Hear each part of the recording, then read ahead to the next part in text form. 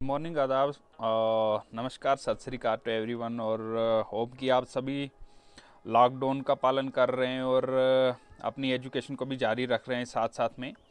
तो जैसा कि हमने क्लास 9th में हमने गलीवर इन ललीपुत के दोनों पार्ट, ये दोनों U1 के आपके सिलेबस में आज हम कंप्लीट कर रहे हैं। U1 का सिलेबस अभी हम फिर कल से U2 का syllabus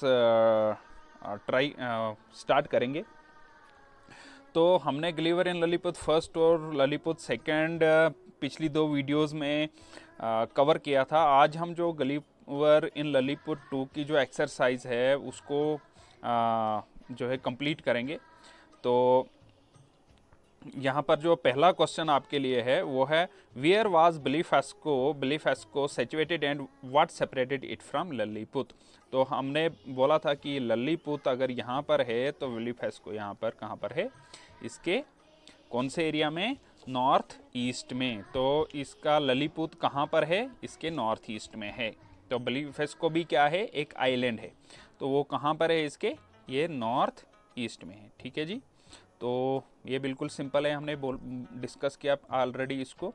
Y did Gulliver avoid appearing on the north east coast of Lilliput. दूसरा क्वेश्चन है कि ये गलीवर यहाँ पे क्यों नहीं आया, क्योंकि ये नॉर्थ ईस्ट पे ये यहाँ पे ये खड़ा क्यों नहीं हुआ, यहाँ से क्यों नहीं आया गलीवर।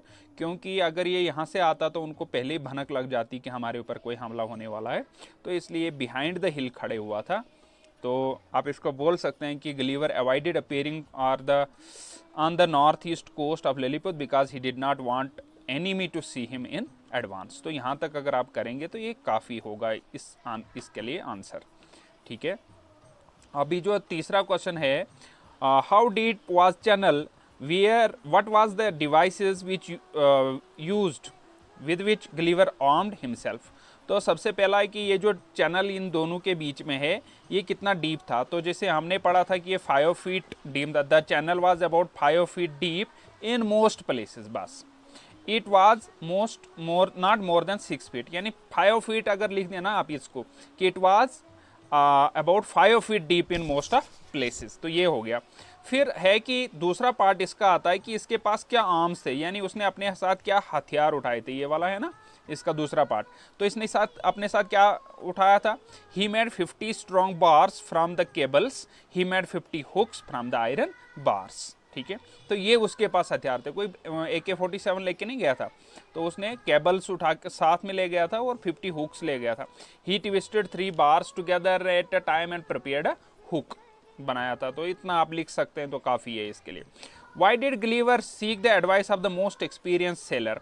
तो इसने एक्सपीरियंस सेलर, यानी वहाँ पे इस पे हमला करने से पहले इसने एक एक्सपीरियंस सेलर, किसको बोलते हैं, जो समुद्री जहाज समंदर में सफ़र करता है, तो उससे एक राय ली थी, मशवरा लिया था। तो क्यों लिया था, क्योंकि वो जानना चाहता था कि ये ललीपुत और गलीवर के बीच में जो ये चैनल है इसकी डेप्थ कितनी है, कहाँ कितनी इसकी डेप्थ है, कहाँ पर कितना ये नीचे है। तो इसका आप लिख सकते हैं कि Gulliver sought the advice of the most experience sailor to confirm the depth of the channel in most places. उसके बाद क्वेश्चन नंबर 5 हमारा आता है, what did the Blefuscans soldier do while Gulliver was fastening hooks to the warships। तो Blefuscan soldiers क्या कर रहे थे जब ये अपने हुक्स लगा रहा था उन वारशिप्स के साथ। तो वो कितने थे, हम बोल सकते हैं कि the Blefuscan soldiers were about 30,000 in number, began to shout arrows on Gulliver। वो तीरे मार रहे थे। ठीक है, तो their arrows were as big as needles। तो इतना आप अगर आप लिखें तो बस इतना काफ़ी है इसके लिए। ठीक है, क्वेश्चन नंबर 6 है, why did Gulliver do to save his eyes. अपने आंखों को बचाने क्या क्या किया था उसने। तो सिंपल है, उसने वो एक आई ग्लासेस को लगाया था।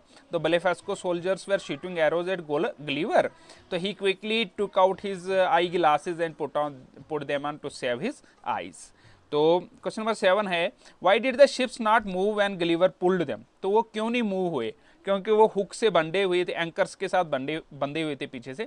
Gulliver hooked all the ships together, he knotted the cords and about the move the war ships did not move at all, it was because they were all held fast by their anchors. वो नहीं, या आप इतना भी लिख सकते हैं, the ships did not move at all because they were all held fast at by their anchors, इतना लिखेंगे तो ये इसका आंसर काफ़ी हो जाता है। What did Gulliver do to relieve the pain caused by the arrows, जब वो उनने तीरें मारी थी तो उस पेन को हटने के लिए उसने क्या किया था, तो वो एक ऑनेटमेट लिलीपुतियंस ने उसको दी थी, तो उसका यूज़ किया था। तो हम बोल सकते हैं कि गलीवर ड्रॉ, ऐसे बोल सकते हैं कि जब वो बहुत दूर चले गया तो वहाँ पर क्या किया, he pulled out the arrows from his face and rubbed an ointment given by the Lilliputians. What did the emperor and his court think on seeing the fleet at a distance, जब उसने एम्पीरियर और उसके दरबारियों ने वो fleet of ships देखा तो क्या लगा, पहले तो उनको लगा शायद ये ब्लिफेस्कियंस हम पे हमला करने वाले हैं, ठीक है, क्योंकि इसकी सिर्फ सर दिख रहा था बाहर, तो बाकी वो नीचे छुपा हुआ था, ठीक है। तो हम इसमें बोल सकते हैं कि क्वेश्चन नंबर 9 में हम क्या बोलेंगे, the emperor of Lilliputian and court saw the enemies fleet, it was coming in the shape of large half moon.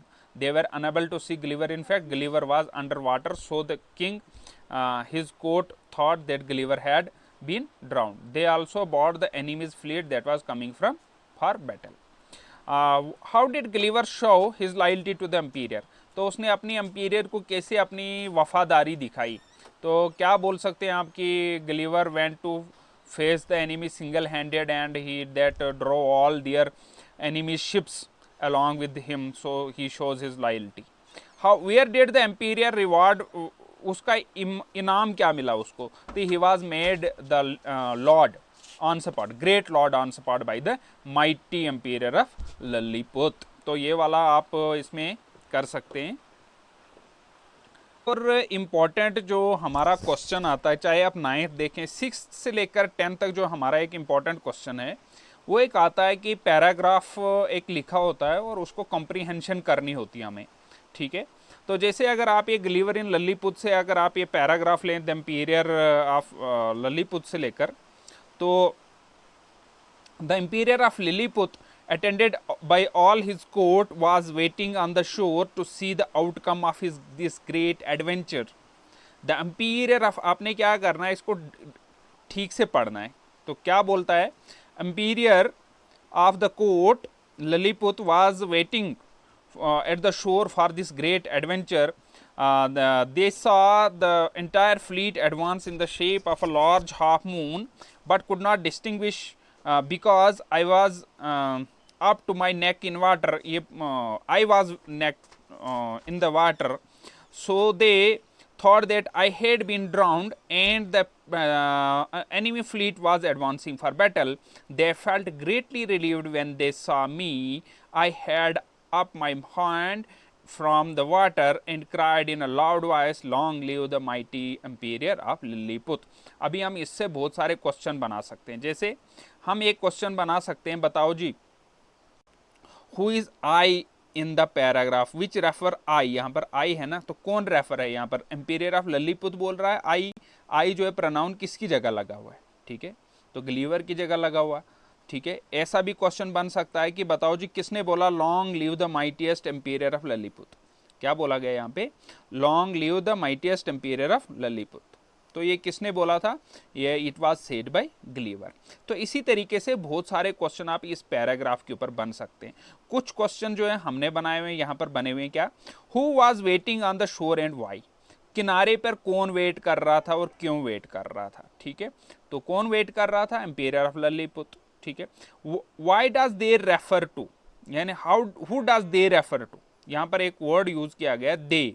अब ये दे किसके लिए यूज किया गया है, अब ये दे कहाँ पे यूज हुआ है, अगर आप देखें यहाँ पे दे सा the entire fleet in shape of a large moon. अब ये दे सा यानी अब दे कौन है, दे हैं दीज लिलीपुतियंस, ठीक है, emperor of Lilliput as his court, so they refers to the emperor and his court. उसके बाद क्वेश्चन नंबर 3 अगर आप देखें यहाँ पे, who did they she was advancing, किसको वो देख रहे थे कि वो एडवांस कर रहा था, आगे आ रहा था, दे सा the entire fleet advance in the shape of large half moon, तो किसको देख रहे, एंटायर फ्लीट ऑफ शिप को देख रहे थे, एंटायर फ्लीट को देख रहे थे, फ्लीट होता है ना group of ships. Give the opposite of advance. अब एडवांस एक वर्ड यूज किया गया, एडवांस मतलब आगे बढ़ना यहाँ पर, ठीक है। तो इसका अपोजिट क्या आएगा, एडवांस का अपोजिट क्या आएगा, तो क्या आएगा, रिट्रेट भी आ सकता है ना, पीछे पीछे मतलब मुड़ना, ठीक है, रिट्रेट आ जाएगा इसका मीनिंग। उसके बाद है question number 5, why could not they distinguish Gulliver. Gulliver को उनने क्यों नहीं देखा, क्योंकि वो यहाँ पे बोलता है कि ये जो था, सो दे thought I had been drowned and the fleet and that enemy was advancing for battle. They felt greatly relieved when they saw me. I held up my hand from the water and cried in a loud voice. क्योंकि इसका सिर्फ sir दिख रहा था, because यहाँ पे क्या हो रहा था, they could not distinguish Gulliver because he was in water up to neck, यहाँ तक आप बोल सकते हैं, ठीक है। उसके बाद क्वेश्चन नंबर 5 है 6 इसी में, how did they feel when they सा ग्लीवर। तो कैसा फील किया उन्होंने, तो बिल्कुल आसान से आप बोल सकते, आसानी से बोल सकते हैं कि they felt very relieved, they felt greatly relieved. इतना भी अगर आप लिखेंगे तो काफ़ी आपका एग्जामिनर आपसे खुश हो जाएगा, कम से कम आपने अच्छा गैस कर लिया है इसमें से कि आप क्या लिख रहे हो, ठीक है। उसके बाद है हाउ वाज ग्लीवर रिसीव्ड, कैसे इसको रिसीव किया गया, तो बड़ा रेस्पेक्ट से रिसीव किया गया था। यहाँ पर the emperor received him me with honour है ना, तो यहाँ पे लिखेंगे इनडायरेक्ट स्पीच में हिम विद ऑनर, और उसको great lord of. Who use the phrase on the spot, एक फ्रेज यूज हुआ on the spot, on the spot मतलब बिल्कुल मौके पर ही, तो इसको हम यूज करेंगे तो कैसे करेंगे, तो कैसे लिखेंगे, सेम ऐसे लिखेंगे, Gulliver was received with honour and was made great lord on spot, यानी आपने इसको सेंटेंस में यूज करना है। तो he was made great lord on spot, तो आसानी से आप इसको यूज कर सकते हो। तो इन वाले पैराग्राफ्स पे भी आपने कंसंट्रेट करना है, क्योंकि मोस्ट जो आपका कंप्रीहेंशन के इसमें आपके 10th में 4-5 क्वेश्चन होते हैं, और अगर आप कंप्रीहेंशन अच्छी तरह कर पाते हैं तो आप आसानी से इंग्लिश का पेपर क्वालिफाई कर सकते हैं। तो thank you once again for watching me.